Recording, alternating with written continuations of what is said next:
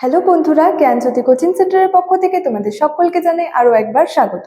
আজকে আমি যে বিষয়টি নিয়ে তোমাদের সঙ্গে আলোচনা করব সেটি হচ্ছে এলাহাবাদ প্রশস্তি সম্পর্কে। অর্থাৎ এলাহাবাদ প্রশস্তি এর রচয়িতাকে, এই প্রশস্তির ঐতিহাসিক গুরুত্ব কি, এই বিষয়টি সম্পর্কে আজকে তোমাদের সঙ্গে আলোচনা করব। বিষয়টি শুরু করার আগে তোমাদেরকে একটু বলে দিতে চাই যে তোমরা যারা এই সেমিস্টারে আমাদের সাথে যুক্ত হতে চাইছো তারা উপরে দুটি নাম্বার দেখতে পাচ্ছ, 6295916282 এবং 7076398606।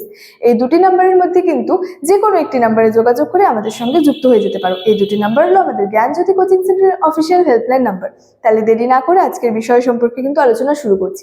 দেখো, প্রথমে যদি বলি এই এলাহাবাদ প্রশস্তির রচয়িতা কে ছিল, তো এই এলাহাবাদ প্রশস্তির রচয়িতা ছিলেন হচ্ছে গুপ্ত সম্রাট যে ছিলেন সমুদ্রগুপ্ত, সেই সমুদ্রগুপ্তের সভাকবি হরিসেন কিন্তু এই এলাহাবাদ প্রশস্তির রচয়িতা ছিলেন। এবং এই যে এলাহাবাদ প্রশস্তিটি রয়েছে হরিসেনের রচিত, এখান থেকে কিন্তু বিশেষত সমুদ্রগুপ্ত সম্পর্কে আমরা বিস্তারিতভাবে জানতে পারি এবং গুপ্ত সাম্রাজ্যেরও কিন্তু ইতিহাস আমরা বিস্তারিতভাবে জানতে পারি এই সমুদ্রগুপ্তের সভাকবি হরিসেনের এলাহাবাদ প্রশস্তি থেকে।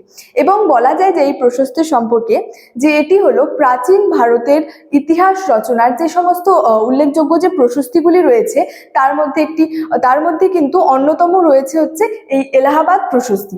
এবং এর যদি ঐতিহাসিক গুরুত্বের কথা বলি, তো এর ঐতিহাসিক গুরুত্বকে, অর্থাৎ এখান থেকে আমরা কি কি জানতে পারি, তো এই যে এলাহাবাদ প্রশস্তি থেকে আমরা জানতে পারি সমুদ্রগুপ্তের দিগ্বিজয়ের কথা, অর্থাৎ তিনি যে উত্তর ভারত জয় করেছিলেন, দক্ষিণ ভারত যে জয় করেছিলেন, এছাড়াও যে তার সম্পর্কে কিন্তু আমরা বিস্তারিতভাবে জানতে পারি। প্রথমে যদি বলি যে উত্তর ভারতে তিনি আর কি, মানে উত্তর ভারত এবং দক্ষিণ ভারতের জয়ের ব্যাপারে, তো বলা হয়েছে যে দক্ষিণ ভারতে তিনি 12টি রাজ্যের রাজাকে কিন্তু পরাজিত করেছিলেন এবং উত্তর ভারতে হচ্ছে 9টি কিন্তু রাজ্যের যে রাজাকে কিন্তু 9 জন আর কি রাজাকে তিনি পরাজিত কিন্তু করেছিলেন। এগুলি ছাড়াও বলা যায় যে তিনি কিন্তু সীমান্তবর্তী এলাকায় আরো হচ্ছে যে 9টি যে আটবিক রাজ্যকে, মানে আটবিক রাজ্যের যে রাজাকে তিনি কিন্তু পরাজিত করেছিলেন। এছাড়াও এলাহাবাদ প্রশস্তি সম্পর্কে সমুদ্রগুপ্তের যে সমুদ্রগুপ্তের যে রাষ্ট্র ব্যবস্থা, তার অর্থনৈতিক অবস্থা, সামাজিক অবস্থা সম্পর্কে কিন্তু বিস্তারিতভাবে জানতে সাহায্য করে এই এলাহাবাদ প্রশস্তি। এই এলাহাবাদ প্রশস্তি থেকে আরো সমুদ্রগুপ্ত সম্পর্কে বিভিন্ন তথ্য জানা যায়, যেমন তিনি হচ্ছে যে সমুদ্রগুপ্তের যে একটা সাহিত্যের প্রতি প্রতিভা ছিল সেটা সম্পর্কে জানা যায়।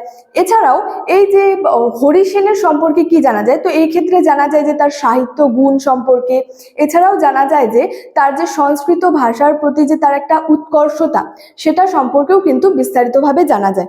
এছাড়াও বলা যায় যে মানে ভারতের বাইরে যে সমুদ্রগুপ্তের যে কৃতিত্বগুলি ছিল সেগুলি সম্পর্কেও কিন্তু জানা যায়, যেমন সিংহল, মালয়, কম্বোডিয়ার সঙ্গে যে সমুদ্রগুপ্তের যে একটা বশ্যতা স্বীকার করে নিয়েছিল সেটা সম্পর্কেও কিন্তু এই এলাহাবাদ প্রশস্তি থেকে জানা যায়। অর্থাৎ বলাই যায় যে প্রাচীন ভারতের ইতিহাসের উপাদান হিসেবে কিন্তু এই সমুদ্রগুপ্তের সভাকবি হরিসেন লেখা এলাহাবাদ প্রশস্তির গুরুত্ব কিন্তু খুবই অপরিসীম। তো এই ছিল আজকের আলোচনার বিষয়। ভিডিওটি ভালো লাগলে অবশ্যই লাইক, কমেন্ট এবং বন্ধুদের সঙ্গে শেয়ার করতে কিন্তু একদমই ভুলবে না। দেখা হচ্ছে তোমাদের সঙ্গে পরবর্তী ভিডিওতে। ততক্ষণের জন্য ভালো থেকো, সুস্থ থেকো। Thank you so much. Thanks for watching.